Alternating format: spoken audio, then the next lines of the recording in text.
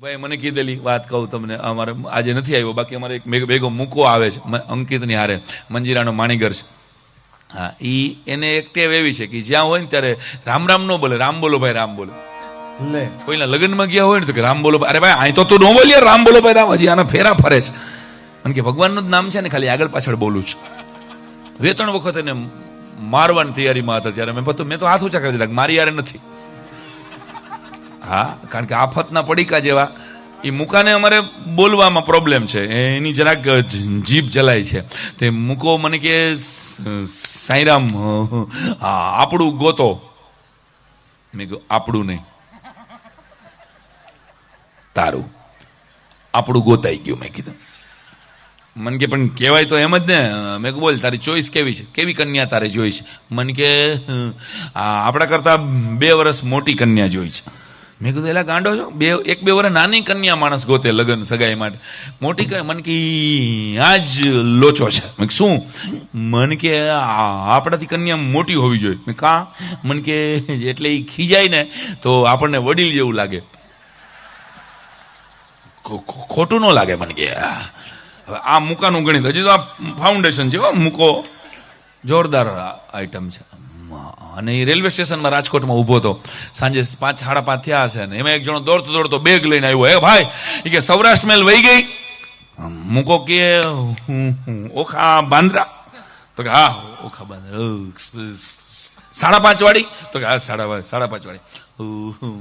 7 વાગે બોરીવલી પહોંચાડે જઈએ? તો કે હા ઈ જ. આ ગઈ. અરે યાર કે મૂકો કે મને પૂછ્યું ન હોત ને તો પકડી લેત.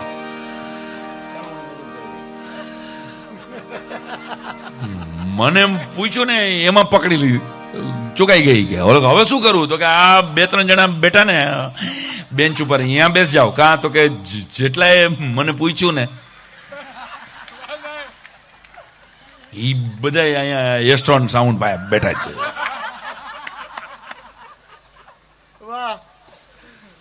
એમાં મુકાને હવારના પોરમાં ફ્રેક્ચર. મેં મુકા શું થયું?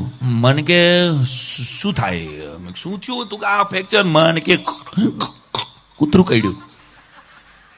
તો મેં કીધું પણ કૂતરું કરડે તો પડાઈ ગયું. મને કે હાઈડ ન કરાય. મને કે નહીં કર્યું હોય.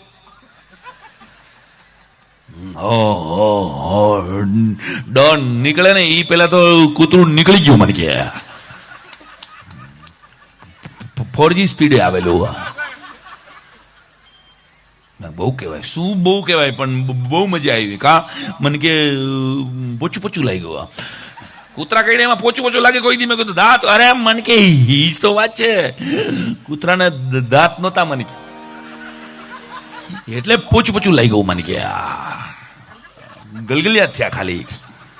પછી તો એ મને કે બાકી જાણાય કે કૂતરું તો કૂતરું કહેવાય, એ બોખું તો બોખું, આપણે ઇન્જેક્શન તો લેવા પડે. કે તો કે બાએ કીધું કે ઇન્જેક્શન લઈ આવે, એટલે હું 100 વગરના 14 ઇન્જેક્શન લઈ આવ્યો. ઇન્જેક્શન એ બૂઠા. મને હા અલ્યા ભાઈ તારે આજે જ યાદ કરાવું છે. અને એક મારા ભાઈબંધે એવું નક્કી કરેલું કે આપણે રામાયણ અને ગીતા બેયના સાથે પુસ્તકો બનાવીએ અને દરેક હિન્દુઓના ઘરમાં આ પુસ્તક પહોંચે તો લોકો સુધી પહોંચે ને. સાચી વાત છે. તો એને 500 રૂપિયામાં 1800 પેજનું પુસ્તક બનાવડાવ્યું. સાંભળજો. અને હવે 5000 પુસ્તકો બનાવ્યા. હવે એ વેચાય નહીં, જાજા ભાગે દરેકના ઘરમાં ગીતાજી હોય જ.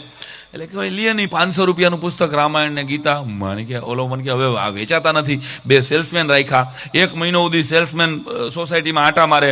500 રૂપિયાનું પુસ્તક એ 10 વેચાણા. મને કે આ 5000 કેદી વેચાશે ભાઈ? મેં છાપામાં જાહેરાત આપી. મેં કીધું એક પુસ્તક વેચવા માટે સેલ્સમેનની જરૂર છે.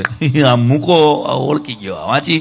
એ કે લાવો 10 પુસ્તક લાવો. 10 પુસ્તક લઈને મૂકો ગયો માર્કેટમાં રાજકોટમાં. 1-8 કલાકમાં 10 વેચી, બીજા 10 લાવો. 10 વેચી નાખ્યા. ઓલા 2 સેલ્સમેન કે હા કેવી રીતે વેચાય? અમે 1 મહિનામાંથી 4 વેચાણા છે અને તમે 1 કલાકમાં મૂકો કે શીખવાડવાના 2000 થાય. મોનોપોલી. એ કે મોનોપોલી શું છે? એ તો કે મુકાય છે જવાબ આપ્યો. એ કે ગમે એ સોસાયટીમાં જવાનું, જઈને બેલ મારવાની. બોલો તો ખરા કોક, હું બધું બોલી ન હકો.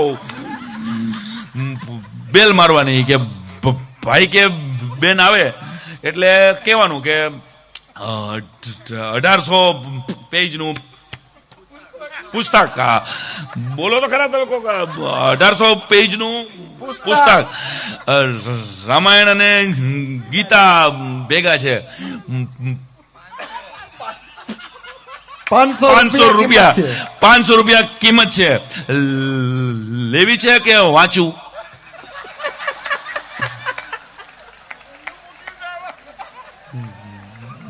બોલો, વાંચવાનું શરૂ કરું?